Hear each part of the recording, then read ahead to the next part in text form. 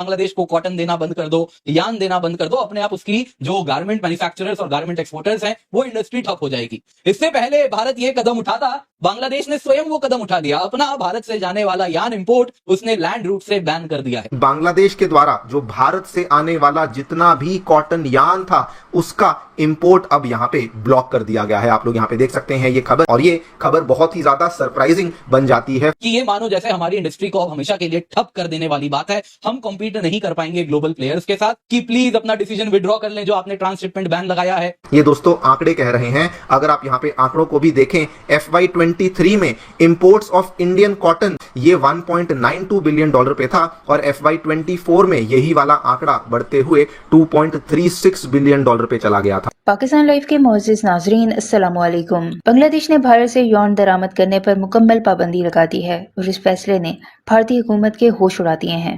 Textile industry में एक जबरदस्त ज़ल्ज़ला आ चुका है क्योंकि बांग्लादेश भारत का सबसे बड़ा यौन खरीदार था। अब भारतीय मीडिया पर एक ही शोर है कि ये पाकिस्तान का खेल है। बांग्लादेश भारत की मईशत पर वार कर रहा है। शेख हसीना के जाने के बाद हालात हाथ से निकलते जा रहे हैं। बांग्लादेश की नई हुकूमत का ये कदम सिर्फ एक मुआशी फैसला नहीं बल्कि एक सियासी पैगाम है कि अब वो भारत के दबाव में नहीं आएगा और अपने फैसले आजादाना तौर पर करेगा। अब भारत को न सिर्फ अरबों रुपए का नुकसान हो रहा है बल्कि उसकी यौन इंडस्ट्री बंद होने के करीब है।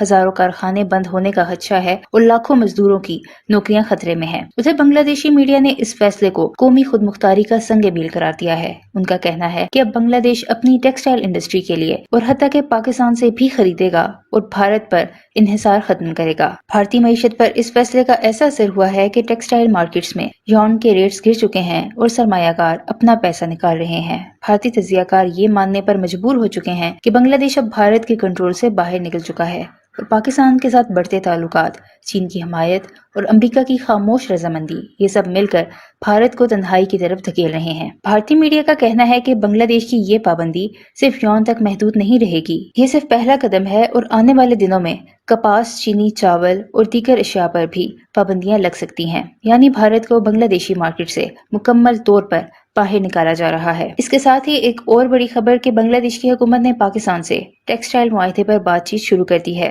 अब भारतीय मीडिया कह रहा है कि अगर पाकिस्तान और बांग्लादेश का इत्तेहाद तिजारती मैदान में मजबूत हो गया तो भारत के लिए जनूबी एशियाई मार्केट का दरवाजा हमेशा के लिए बंद हो सकता है। इस हवाले से भारतीय मीडिया का मजीद क्या कहना है इस वीडियो में देखें। वीडियो में आगे बढ़ने से पहले हमारे चैनल पाकिस्तान लाइव को सब्सक्राइब जरूर करें ताकि आने वाली वीडियो अपडेट से आगाह रहें। दोस्तों, मोहम्मद यूनुस ने मानो जैसे कसम खा ली है, बांग्लादेशी अर्थव्यवस्था को जब तक तोड़ेंगे नहीं तब तक छोड़ेंगे नहीं।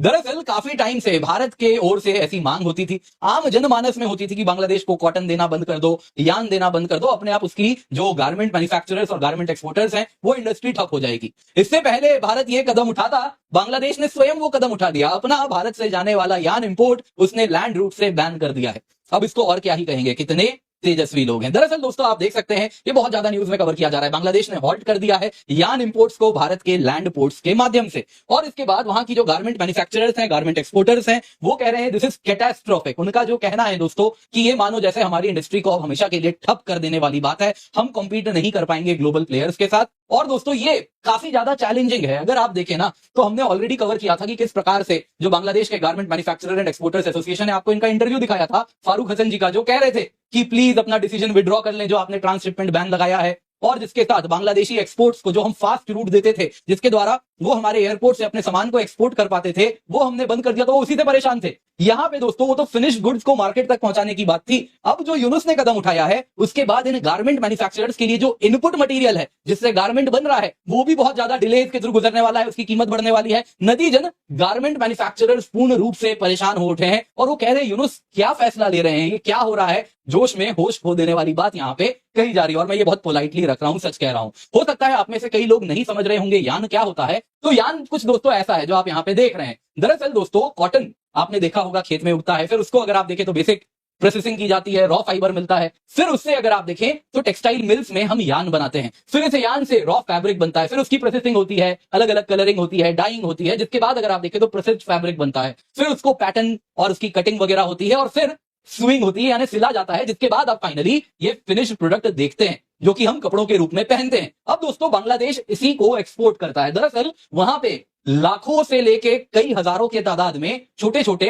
स्मॉल मीडियम एंटरप्राइजेस हैं, जहां पे अगर आप देखें तो स्विंग मशीन लेके कई महिलाएं हैं जो उसमें काम करती हैं, जो कि स्टिचिंग करती हैं, अलग अलग पैटर्न में कपड़ों को सिल के जो एंड प्रोडक्ट चाहिए, जो ये फिनिश प्रोडक्ट है, ये बनाती हैं और फिर इसी को एक्सपोर्ट किया जाता है। तो दोस्तों अभी तक तो केवल रिपोर्ट सामने आ रही थी कि बांग्लादेश के इंटरिम एडवाइजर मोहम्मद यूनुस अपनी ही बांग्लादेश की टेक्सटाइल इंडस्ट्री को खत्म करना चाहते हैं, लेकिन अब धीरे धीरे वो वाली रिपोर्ट्स दोस्तों कंफर्म होती जा रही हैं, बिकॉज अब जो लेटेस्ट न्यूज सामने आ रही है, बताया जा रहा है कि बांग्लादेश के द्वारा जो भारत से आने वाला जितना भी कॉटन यार्न था उसका इंपोर्ट अब यहां पे ब्लॉक कर दिया गया है। आप लोग यहां पे देख सकते हैं, ये खबर आज मॉर्निंग में ही सामने आई है कि बांग्लादेश के द्वारा इंडिया से आने वाला जो कॉटन यार्न था उसको अब लैंड पोर्ट्स के माध्यम से वो लोग इंडिया से नहीं लेने वाले हैं। और ये खबर बहुत ही ज्यादा सरप्राइजिंग बन जाती है फॉर 2-3 मेजर रीजंस। दोस्तों आज से कुछ ही दिन पहले जब इंडिया ने बांग्लादेश के एक्सपोर्ट्स को लेकर जो ट्रांसशिपमेंट फैसिलिटी वाली सुविधा बंद करी थी, तो उसी समय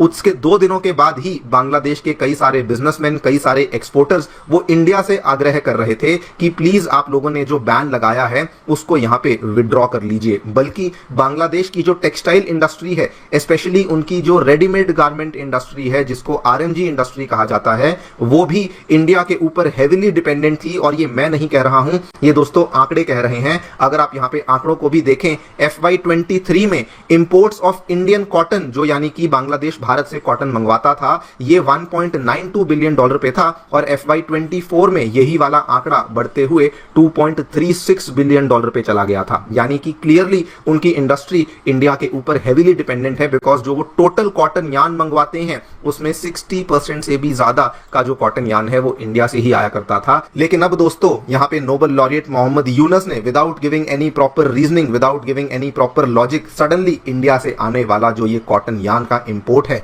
इसको भी यहां पे ब्लॉक करना शुरू कर दिया है। इसी पूरी चीज के बारे में हम लोग चर्चा करने वाले हैं कि क्या एग्जैक्टली यहां पे बांग्लादेश ने किया है। बांग्लादेश का जो नेशनल बोर्ड ऑफ रेवेन्यू है उनके द्वारा ऐलान किया गया है कि जितना भी कॉटन यार्न जो कि इंडिया से आया करता था लैंड पोर्ट्स के माध्यम से, उसको बेसिकली अब हम लोग सस्पेंड करने वाले हैं। लैंड पोर्ट्स आपको मालूम होगा, इंडिया और बांग्लादेश के बीच में एक बहुत बड़ा नेटवर्क ऑफ लैंड पोर्ट्स बना हुआ है जिसके माध्यम से दोनों देशों के बीच में व्यापार हुआ करता था। और अब इन्होंने कहा है कि ना तो बेनापोल से, ना भूमरा से, ना सोना मस्जिद से, ना बांग्ला बंधा से, ना बुरीमारी से, कहीं से भी हम लोग इस पर्टिकुलर आइटम का जो इंपोर्ट है वो बांग्लादेश में नहीं करने वाले हैं। बाय द वे आपको बता दूं, जो पेट्रापोल बेनापोल वाला जो लैंड पोर्ट है वो दोस्तों साउथ एशिया का लार्जेस्ट लैंड पोर्ट माना जाता है और इंडिया बांग्लादेश के बीच में होने वाला जो लैंड बेस्ड ट्रेड है उसको मैक्सिमम इसी पर्टिकुलर पेट्रापोल बेनापोल वाले लैंड बॉर्डर के माध्यम से ही यहाँ पे किया जाता था। नाउ क्वेश्चन ये आता है कि बांग्लादेश ने इस इंपोर्ट को सडनली हॉल्ट क्यों किया है। असल में